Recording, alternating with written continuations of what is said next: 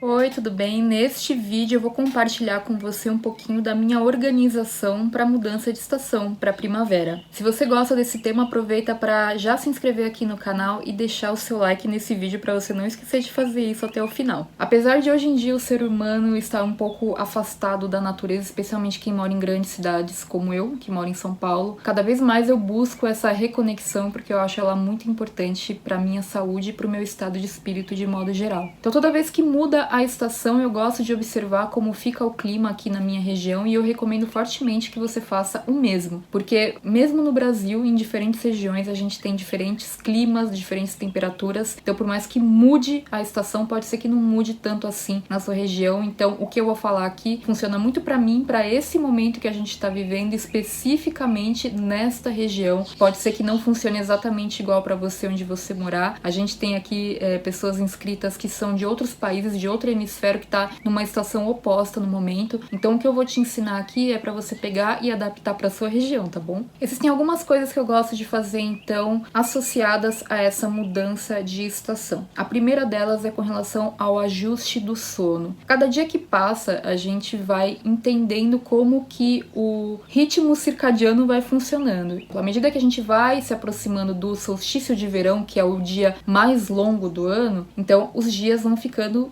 mais tempo claros e menos tempo escuros. E quando depois vai se aproximando do inverno, que o solstício de inverno é a noite mais longa do ano, vai decrescendo. É diferente. Então, começando agora na primavera, significa que os dias estão ficando cada vez mais longos, cada vez mais quentes, e existe essa transição até dezembro, quando a gente entra no solstício de verão, que na verdade é o ápice do verão e não o início dele. Logo, a primeira coisa que eu gosto de fazer é ficar de olho no horário que o sol nasce e o horário que o sol se põe. Como que eu faço isso? Eu uso o próprio aplicativo de tempo do meu celular, mas você pode verificar em sites como Clima Tempo, Weather Channel, o que você quiser. Se você digitar previsão do tempo, horário de nascer e pôr do sol no Google, vai aparecer um montão de opções para você verificar. E aí eu gosto de ver então qual que é a média de nascer do sol e pôr do sol, e eu uso isso para basear toda a minha rotina de sono. O sono bom, restaurador, me dá vontade de dormir, né, uma propensão a adormecer, não é uma coisa que simplesmente acontece.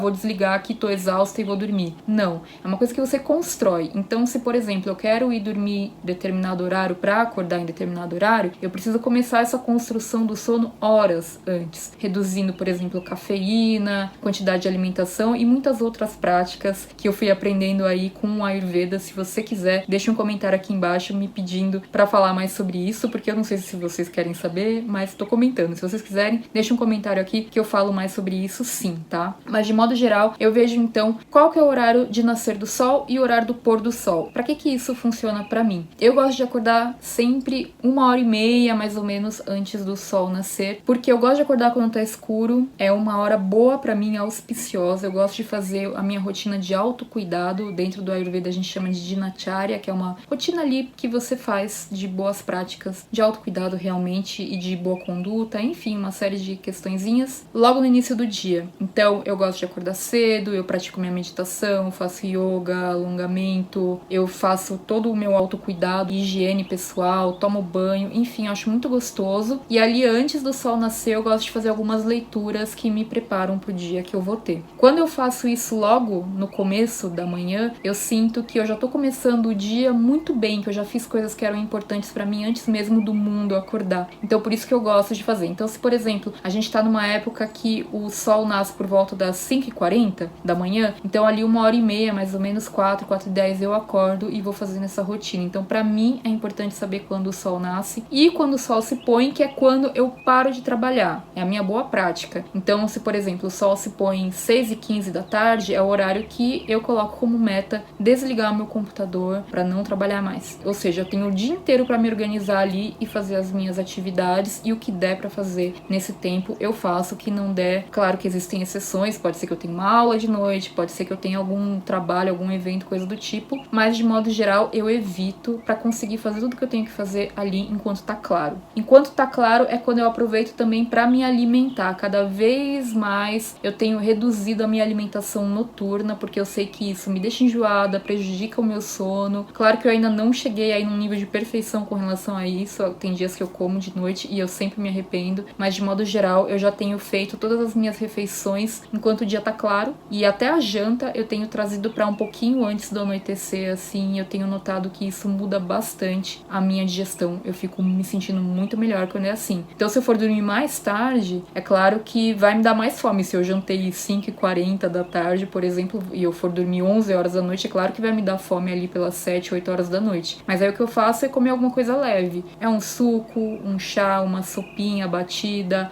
até uma salada, ou no máximo uma massa ou algo muito fácil de digerir, como um purê de batata. Mas de modo geral, não. Claro que tem exceções, tem dia que a gente come uma pizza de noite, assiste um filme aqui em casa, nada aqui é rígido, tá, gente? Sempre quando eu falo sobre rotina, eu tenho que falar isso, porque o pessoal acha que porque eu tenho uma rotina, ela é exatamente igual todos os dias. E não é, a rotina não é sobre isso. A rotina é a personalização diária de acordo com as suas necessidades e circunstâncias. Então, claro que tem dia que também eu vou comer uma pizza com os meus meninos aqui de noite, mas eu sei quais são as consequências disso, e isso não é o habitual pra mim, eu acho que é o mais importante. Eu faço ajustes na alimentação também por causa da mudança de clima. Cada vez mais procuro me alimentar de alimentos orgânicos, de alimentos da época, porque eu sei que isso também faz com que eu me sinta mais alinhada com a natureza, eu sinto que eu tô fazendo melhor pro meu corpo, pra minha própria saúde, fora que também os alimentos da estação são muito mais baratos. Então, eu gosto de me alimentar com relação aos alimentos da estação, então eu sempre fico de olho ali pra ver o que tá em época, pra priorizar a preparação desse tipo de alimento. Eu também faço ajustes na atividade física, então é claro que quando tá muito frio, eu vou fazer um tipo de atividade física, quando tá mais calor, dá vontade de fazer outro tipo de atividade física, então eu faço ajustes. Eu pratico yoga, que é a minha atividade física preferida, porque eu acho ela completamente personalizável de acordo com as minhas circunstâncias, a minha vontade, as minhas necessidades, mas eu também gosto de fazer outras atividades. Claro que em tempos de pandemia, tudo isso está muito limitado, especialmente atividades ao ar livre e nem pensar atividades com aglomeração, como por exemplo corridas e maratonas e coisas do tipo, e academia. Então nada disso está rolando no momento, mas toda vez que muda a estação, eu gosto de repensar também o meu ritmo de atividade física, porque quando tá mais calor dá mais vontade de fazer coisas ao ar livre, dá vontade de fazer outros tipos de atividades, então eu acho muito legal fazer isso também. Outra coisa que também é influenciada por tudo isso que eu comentei anteriormente é o meu ritmo de trabalho. Então é claro que tem dias que a gente acorda com mais energia, tem dias que a gente acorda com menos energia, depende também da época do mês, especialmente se você for mulher, porque o ciclo menstrual influencia bastante. Mas eu faço também ajustes no meu ritmo de trabalho, como eu comentei com vocês, cada vez menos eu tenho trabalhado de noite, tenho buscado trazer todas as atividades para durante o dia, sempre que possível, sempre que dá eu trago, e de noite eu faço atividades mais offline, então por mais que eu tenha que de repente estudar um material, ler um livro, alguma coisa assim, eu procuro fazer de noite, mas no offline, totalmente analógico. Mas de modo geral, o trabalho em si, eu penso, eu já tenho o dia inteiro enquanto tá claro para fazer o meu trabalho, eu não preciso de noite fazer. Tem dias que dá vontade de escrever, que dá vontade de trabalhar, que dá vontade de fazer alguma coisa, ou que eu tenho uma aula, uma live que eu tenho que fazer? Claro que sim, gente, mas mais uma vez, não é a regra, isso que é o mais importante. Outra coisa que eu também mudo com a mudança da estação são as roupas da casa. Então, especialmente nessa época, a primavera é uma estação muito de transição, eu acho que é a mais de todas pra mim, porque mesmo no outono, o outono eu já começo a sentir um pouquinho mais, o tempo mais fresquinho, a gente já começa a sentir mais a chegada do inverno do que na primavera com a chegada do verão, porque a primavera, pelo menos aqui em São Paulo, é uma época de muita chuva, tem dia que é frio pra caramba, tem dia que é quente pra caramba, então é realmente uma meia estação, não dá pra você ter uma ideia. Muda muito o clima de setembro até dezembro, por exemplo. Então, assim, o que é em setembro é totalmente diferente do que é em novembro, então tem que ser completamente adaptável. Mas uma coisa que eu já percebo nessa época é essa mudança de roupas da casa. Então, assim, tem necessidade de ter mais tapetes? As cortinas precisam ser mais grossas? A colcha da cama precisa ser de veludo ou um tecido mais quentinho? Dá pra mudar os cobertores, trocar por edredons, por exemplo? Então, tudo isso já são coisas que eu observo nessa mudança de estação. E aí, quando eu percebo que o frio já era mesmo, eu levo todas as roupas de inverno bem pesadas pra lavar, quando for o caso de lavanderia, no caso de cobertores maiores, e lavo as roupas aqui em casa também, pra já armazenar na parte de cima do meu armário, porque realmente eu não vou usar mais, pelo menos neste ano. E aí vou pras minhas roupas também e acessórios, né? Porque, como vocês sabem, o método que eu uso pra organizar o meu guarda-roupa é o armário cápsula. O armário cápsula não diz respeito a você ter poucas peças, apesar de que isso pode ser um princípio de organização para você, então tudo bem. Para mim, o princípio de organização do armário cápsula é pensar em um período específico que eu vou usar aquelas peças, e essas peças têm que ser coordenáveis entre si. Podem ser 10, como podem ser 100 peças. Eu não me apego ao número de peças, mas sim ao que eu quero usar naquele momento. Nesse exato momento que a gente tá bem nessa meia estação, então eu preciso ainda ter roupas de frio com roupas de bastante calor, porque a gente tem de tudo. Então acaba sendo um guarda-roupa com mais peças, naturalmente, porque eu tenho que ter uma variedade maior. Aí como que eu tô fazendo atualmente nesse momento? Eu tenho feito uma seleção por cores. Eu sou uma pessoa que gosta de usar muito roupa preta, cinza escuro, azul marinho, eu gosto dessas cores. Vinho, verde folha. E aí eu quis, nesse momento que a gente tá, especialmente em setembro, eu quis pegar um ar assim mais de renovação, sabe? A coisa da primavera mesmo. Eu quis colocar só roupas em tons pastel,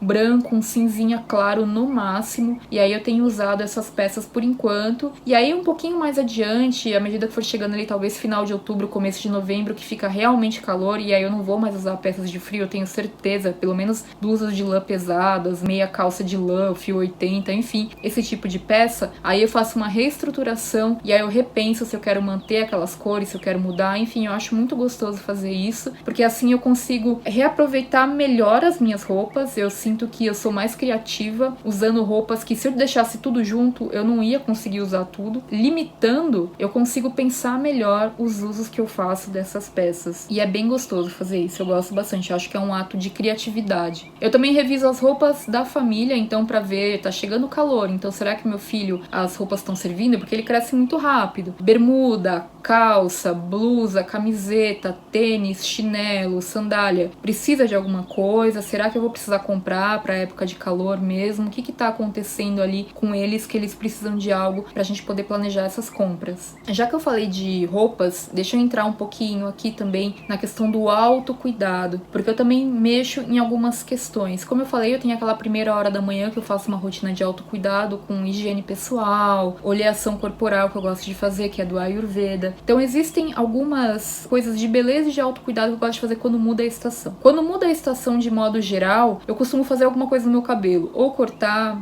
ou pintar, enfim, alguma coisa. Então nessa primavera eu quis voltar aqui com o meu cabelo da cor original. Se vocês virem vídeos antigos, vocês vão ver que eu tinha feito luzes, eu tinha feito aquelas luzes no final do ano passado, pro verão, e tinha ficado desde então. Durante a quarentena eu cortei o meu cabelo em casa, cortei as pontas sozinha, ele tá até... mas enfim, cortei. E recentemente eu fiz um workshop muito legal com a Ana Soares, sobre um bate-papo de coloração, né, da cartela de cores e tudo mais, que é uma análise cromática que ela faz. Eu já fiz essa análise cromática com ela 2 vezes, é bem bacana, é muito interessante você entender que cores que funcionam melhor de acordo com os seus tons de pele. E fazendo essa vivência com ela, eu fiquei muito motivada a voltar à cor original do meu cabelo, eu fiquei com vontade, então eu voltei, pintei da cor original mesmo, e eu fiz isso um dia depois do meu aniversário. Eu ainda tava com toda a raiz do cabelo normal, né, e aí foi muito bom, porque eu ainda comentei com meu marido, eu ainda não tenho nenhum fio de cabelo branco, olha que divertido, com 39 anos. Então no dia seguinte eu comprei a tinta na farmácia, eu mesmo pintei, e é isso, é da cor natural dele, que é um castanho, café, não sei diferenciar. Pra quem entende aí a parte técnica, entre o 4 e o 5, eu misturo essas duas cores pra dar o tom certo do meu cabelo, e é isso. Eu gosto sempre de mudar, e nessa questão do autocuidado também, o que basicamente eu faço nessa rotina matinal é uma oleação corporal. Eu uso óleo de gergelim, que é o mais adequado ao meu biotipo. Eu também uso óleo de coco muitas vezes no cabelo, às vezes durante o dia pra passar nos cotovelos e tal, e às vezes à noite, quando eu tô com dificuldade de me acalmar pra dormir, pegar no sono, eu misturo um óleo de gergelim com algumas gotinhas de essência de lavanda pra fazer uma massagem nos pés. Então é basicamente isso que eu faço. Eu também percebo que quando eu...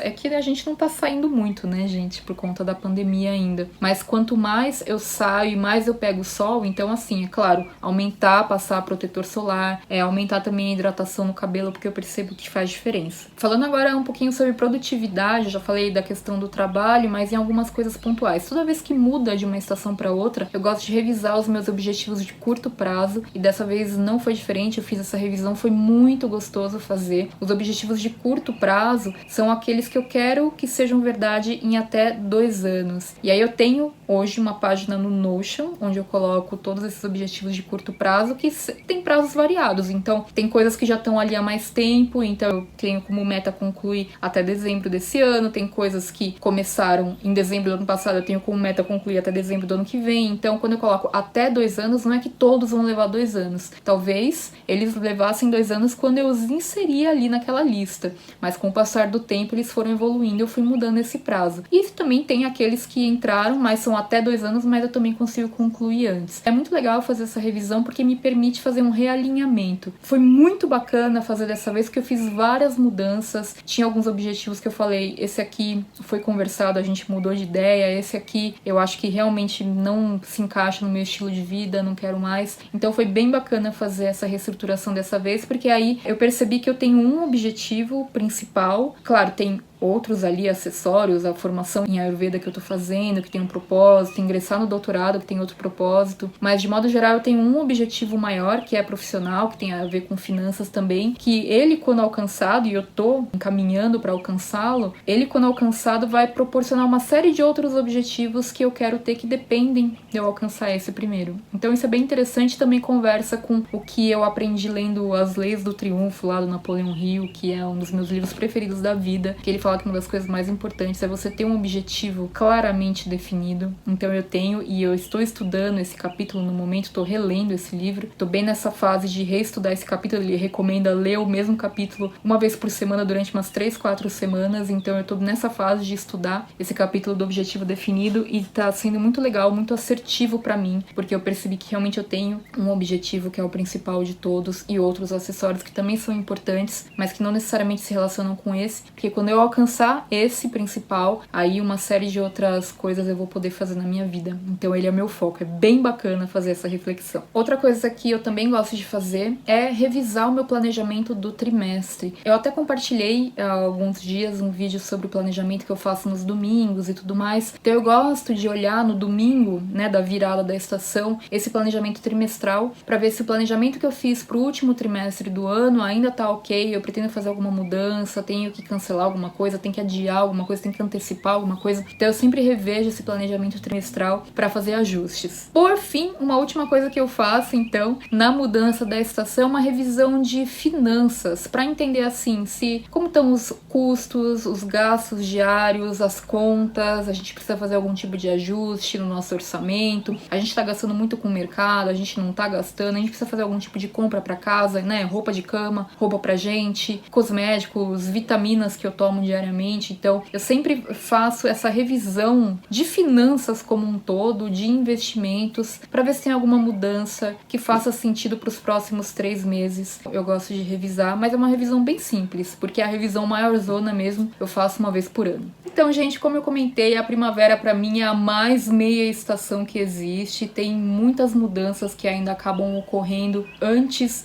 do solstício de verão, mas vocês me pediram, então eu trouxe aqui esse vídeo compartilhando o que eu costumo fazer na mudança da estação, especificamente agora nessa mudança para a primavera. E você, costuma fazer alguma coisa quando muda a estação? Tem alguma coisa que na primavera para você chama a atenção? Deixa um comentário aqui embaixo compartilhando comigo, que eu vou adorar ler o que você tem a dizer. Se você gostou desse vídeo, deixa o seu like e aproveita para já se inscrever no canal, porque assim você fica sabendo quando tem vídeo novo por aqui, e todos os dias eu trago alguma novidade, uma live, um vídeo, uma dica para você organizar a sua vida, porque eu acredito que é possível que a gente tenha uma rotina mais tranquila através da organização, tá bom? Muito obrigada por assistir até aqui e até o próximo vídeo.